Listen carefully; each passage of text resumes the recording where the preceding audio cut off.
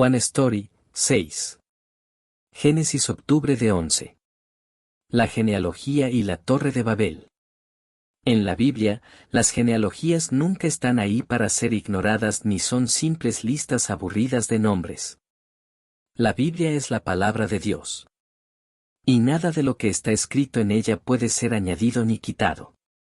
La Biblia lo dice claramente. Yo advierto a todo el que escuche las palabras del mensaje profético de este libro, si alguien le añade algo, Dios le añadirá las plagas descritas en este libro. Y si alguien le quita algo a las palabras de este mensaje profético, Dios le quitará su parte del árbol de la vida y de la ciudad santa, descritos en este libro. Ahora hablemos de la genealogía. En la Biblia, las genealogías marcan momentos de gran cambio en la historia. Nos ayudan a resumir lo que ha pasado y a prepararnos para lo que viene. Un ejemplo claro está en Mateo capítulo 1. Esa genealogía cierra la historia del Antiguo Testamento y abre el Nuevo Testamento.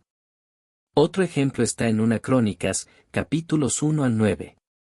Allí se resume toda la sección histórica del Antiguo Testamento y se da paso a los libros poéticos y proféticos. Aquí, en Génesis capítulos 10 y 11, encontramos otra genealogía importante.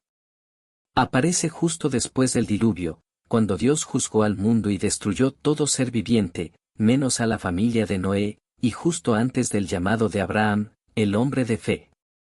Esta genealogía conecta esos dos grandes momentos. Otras genealogías en la Biblia también cumplen esa función, actúan como puentes. Nos señalan a Jesucristo y nos muestran el hilo principal del mensaje bíblico. Así que debemos recordar algo muy importante, la Biblia no fue escrita solo para preservar la historia nacional de Israel ni para registrar sus árboles genealógicos. No debemos quedarnos atrapados en los nombres. Más bien, debemos preguntarnos, ¿qué nos está diciendo Dios a través de estos nombres? Incluso los nombres en estas listas nos dicen algo valioso. Los descendientes de Caín tuvieron vidas poderosas e impresionantes, al menos según el mundo. Pero la Biblia no registra sus nacimientos ni sus muertes. En cambio, los descendientes de Set quizás eran desconocidos a los ojos del mundo, pero sus nombres y sus nacimientos y muertes sí están registrados en la Biblia. ¿Por qué? Porque a través de estas genealogías vemos el cuidado y el interés de Dios por su pueblo. Después de que la humanidad fue expulsada del Edén, la vida de las personas en este mundo quedó dividida. Desde ese momento, siempre han existido dos tipos de personas. Un grupo que, por la gracia de Dios, le pertenece a Él. Viven en este mundo, sí, pero no entregan su corazón a este mundo. Y otro grupo que no tiene la gracia de Dios, que le pertenece al mundo, y que vive únicamente para las cosas de este mundo. Dios juzgó tanto la línea de Caín como a muchos de los descendientes de Set, todos los que se negaron a reconocer a Dios y decidieron vivir según sus propios deseos e ideas. Pero de la línea de Set, Dios escogió a Noé. De los hijos de Noé, escogió a Sem. De los hijos de Sem, escogió a Arfaxad. De la línea de Arfaxad, escogió a Taré. Y finalmente, de entre los hijos de Taré, escogió a Abraham. No fueron escogidos porque fueran dignos o mejores que los demás. Fueron escogidos según la perfecta voluntad de Dios. Fueron apartados por su llamado. Y el llamado de Dios siempre es completo y perfecto. La Biblia dice: ¿qué concluiremos? ¿Acaso es Dios injusto? De ninguna manera. Porque dice a Moisés: tendré misericordia de quien yo quiera tener misericordia, y me compadeceré de quien yo quiera compadecerme. Por lo tanto, la elección no depende del deseo ni del esfuerzo humano, sino de la misericordia de Dios. Los descendientes de Cam. Cam, el hijo que fue maldecido por Noé, y sus descendientes llevaron vidas que, a los ojos del mundo, parecían poderosas y gloriosas, muy parecido a los tiempos de los Nefilim. Todo comienza con Cus, quien más adelante en la historia aparece como símbolo de fuerza militar. Dirigió un ejército de 1 millón de soldados y 300 carros de guerra para atacar a Judá durante el reinado del rey Asa, en el reino del sur. Luego tenemos a Misraim, que se refiere a Egipto, la nación que se negó a dejar salir al pueblo de Israel y tuvo que sufrir las 10 plagas. También están los cananeos, descendientes de Cam. Aunque parecían haber sido eliminados por los israelitas, algunos sobrevivieron. Y otra vez, siguieron siendo un estorbo y una amenaza para el pueblo de Dios. Y los filisteos, que vivían en la región costera, llegaron a ser uno de los enemigos más poderosos de Israel en la tierra de Canaán. También vemos a Nimrod, quien se convirtió en un guerrero poderoso ante el mundo, exaltando su propia fuerza, al igual que los Nefilim. Por medio de él surgieron Babilonia y Asiria como grandes potencias mundiales. Asiria fue utilizada por Dios como instrumento de su ira contra el pecado del reino del norte, Israel, y Babilonia fue usada de la misma manera contra el pecado del reino del sur, Judá. Y todas estas naciones vinieron de los descendientes de Cam. Estas naciones y pueblos, especialmente los que rodeaban a Babilonia y Asiria, fueron usadas por Dios como herramientas. No porque fueran justos, sino para volver el corazón de sus hijos hacia él cuando ellos dejaban de vivir como su pueblo y comenzaban a seguir los caminos del mundo. Pero Dios también declaró juicio sobre cada una de estas naciones. Babilonia, Asiria, Egipto, Cus, Filistea. Todas estas naciones serán juzgadas. Y Babilonia, símbolo del orgullo y del poder del mundo, recibirá un juicio eterno. Dios va a castigar a todos los que hicieron de su propia fuerza un Dios. Pero a sus hijos, Él los alimentará y les dará alegría. Y de Babilonia, la tierra del pecado, del poder y de los ídolos. Desde Ur de los Caldeos, en la tierra fértil y próspera de Mesopotamia. Dios llamará a un hombre, Abraham. Dios lo llamará. A él, su hijo escogido. Su pueblo de pacto. Así como llamó a Abraham para sacarlo de Babilonia. Dios también llama a su pueblo para que salga del juicio de Babilonia. Esto es lo que nos dice la Biblia. Dios llama a su pueblo a salir del mundo, lejos de su riqueza, su poder y su placer. No hemos sido llamados por el nombre de Jesús para perseguir más riquezas, más poder o más comodidades mundanas que los demás. Así que cuando Abraham obedeció y salió de su tierra, sin saber siquiera a dónde iba, llegó a la tierra de Canaán, y allí vino una gran hambre. Este no es el camino amplio y brillante.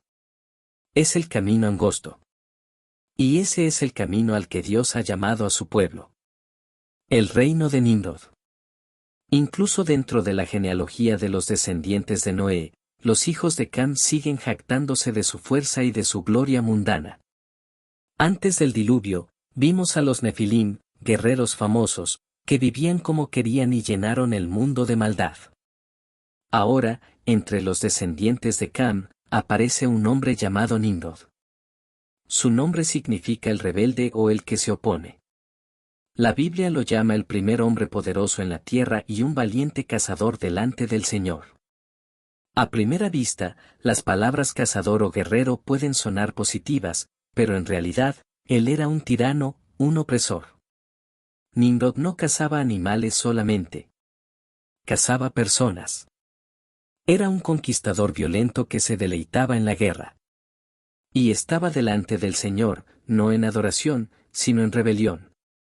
Nimrod no buscó el reino de Dios. Construyó su propio reino. ¿Y qué fue lo que edificó? Grandes ciudades. Más adelante, sus descendientes se reunirían en la llanura de Sinar, el mismo lugar donde Nimrod había comenzado su reino. Y allí construirían la Torre de Babel, un símbolo de desafío contra Dios.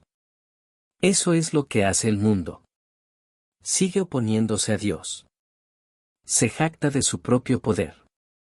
Construye ciudades y sistemas que no glorifican al Creador, sino a sí mismo. Los descendientes de Sem. Sem también tuvo muchos descendientes. Pero sus vidas no fueron tan brillantes o impresionantes como las de los hijos de Cam. Ellos no edificaron grandes ciudades, ni se hicieron famosos ante el mundo. Pero Dios los estaba mirando. De entre los descendientes de Sem, Dios levantaría a su pueblo. Dios escogería a Abraham. Y a través de él, establecería el pacto de la circuncisión, una señal de fe. Más adelante, Dios buscaría no solo a los que están circuncidados en la carne, sino a los que están circuncidados en el corazón. Estos son los hijos espirituales, elegidos por Dios desde antes de la fundación del mundo. La Torre de Babel. A lo largo de la Biblia, vemos un patrón muy interesante. Muchas veces, el principio y el final de un pasaje repiten palabras, frases o temas similares, y eso sirve para resaltar lo que está en el centro. De la misma manera, el relato de la Torre de Babel está colocado entre dos genealogías, Génesis 10 y Génesis 11, para mostrarnos algo muy claro: el pecado humano sigue existiendo, incluso después del diluvio. Fuimos creados para alabar a Dios. Fuimos hechos para su gloria. Pero en la llanura de Sinar, el pueblo se reunió y dijo: Vamos a construir una ciudad, con una torre que llegue hasta el cielo. Así nos haremos famosos y evitaremos ser dispersados por toda la tierra. Construyamos una torre que llegue hasta el cielo. Ese era su objetivo, demostrar que eran más grandes que Dios. El pecado de la humanidad es el orgullo, ese deseo constante de querer ser igual a Dios. Incluso con toda la tecnología moderna, incluso si juntáramos toda la sabiduría y conocimiento del mundo, ninguna torre podría llegar jamás al cielo. Aunque usaron ladrillos en vez de piedra y asfalto en vez de mezcla, una tecnología avanzada para su época, seguía siendo imposible. Y aún así dijeron: construyamos una torre que llegue hasta el cielo. Esa declaración revela lo que había en su corazón, un corazón que se rebelaba contra Dios. Creían que su fuerza era algo digno de orgullo. Pensaban que sus habilidades eran sobresalientes. Y así, delante de Dios, gritaban con arrogancia: Nosotros somos los guerreros, los poderosos, los héroes, los gigantes. Eso es pecado. Aunque los pecadores nunca podrán llegar a ser como Dios, el orgullo en el corazón humano, el deseo de comer del árbol del conocimiento del bien y del mal, no se detiene. El pueblo de Dios necesita reconocer quién es realmente delante del Señor. Tenemos que humillarnos y tomar el lugar del siervo inútil. No debemos seguir el ejemplo de Egipto, Babilonia o Asiria, naciones que reinaron por un momento y luego desaparecieron. Debemos reconocer que, si Dios no nos ayuda, todos nuestros esfuerzos serán en vano. La Biblia dice: Si el Señor no edifica la casa, en vano se esfuerzan los albañiles. Si el Señor no cuida la ciudad, en vano hacen guardia los vigilantes. Por eso, Dios humilla a los que se exaltan a sí mismos. Para ser sabios en el reino de Dios, tenemos que ser considerados necios ante el mundo. La Biblia dice: El más grande entre ustedes debe ser su servidor. Porque el que se enaltece será humillado, y el que se humilla será enaltecido. Los que se humillan delante de Dios son su pueblo. Viven en un mundo lleno de pecado, pero como siervos de Dios. Y aún en medio del sufrimiento y las pruebas, se aferran a la palabra de verdad. Aunque el mundo los vea como desconocidos, Dios los conoce. Aunque parezcan estar muriendo, viven. Aunque parezcan tristes, se alegran. Aunque parezcan no tener nada, lo poseen todo. Hagámonos un nombre. La raíz del problema en la Torre de Babel fue esta: ¿para quién estamos haciendo todo esto? No importa cuánto trabajemos o logremos en este mundo, si todo es para nosotros mismos, eso se convierte en un ídolo. Y eso es pecado. El verdadero propósito de la gente que se reunió en Babel era hacerse un nombre. Por eso, no pudieron ser el pueblo de Dios. El pueblo de Dios debe hacer todo para la gloria de Dios. La Biblia dice: Así que, ya sea que coman o beban o hagan cualquier otra cosa. Háganlo todo para la gloria de Dios. No se trata de lo que yo quiero hacer. No se trata de lo que yo siento hacer.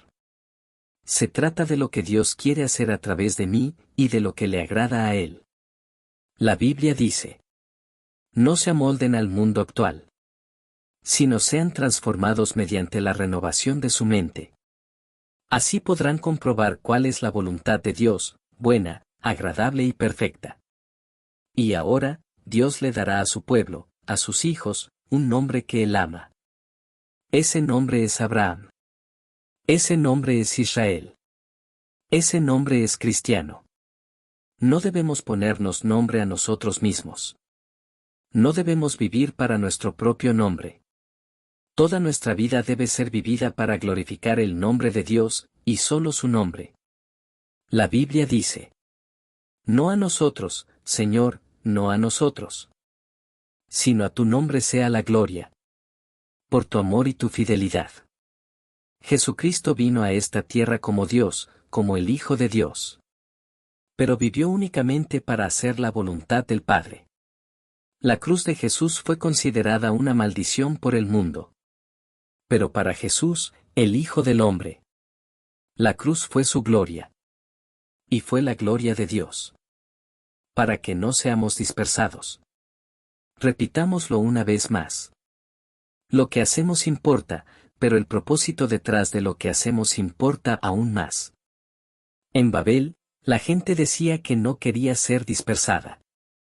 Querían quedarse juntos, pero no por el nombre de Dios, sino para hacerse un nombre propio. Pero Dios los dispersó. Y mucho tiempo después de la resurrección y ascensión de Jesucristo, Dios volvería a reunir a su pueblo. Pero esta vez, no para su propio nombre, sino para su reino. Ahora, Dios está reuniendo a los que dedicarán sus vidas a su reino y a su justicia.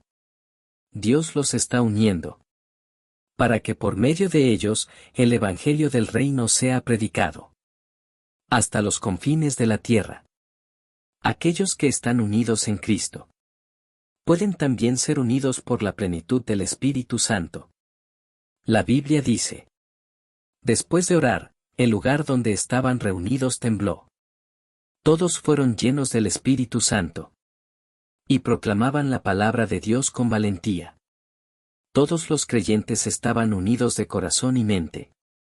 Nadie consideraba suya ninguna de sus posesiones, sino que compartían todo lo que tenían. Esta no es una vida vivida para uno mismo. Esta es la vida del cristiano. Una vida vivida para la gloria de Dios. Una vida totalmente comprometida con su reino y su justicia. Y esta historia continúa.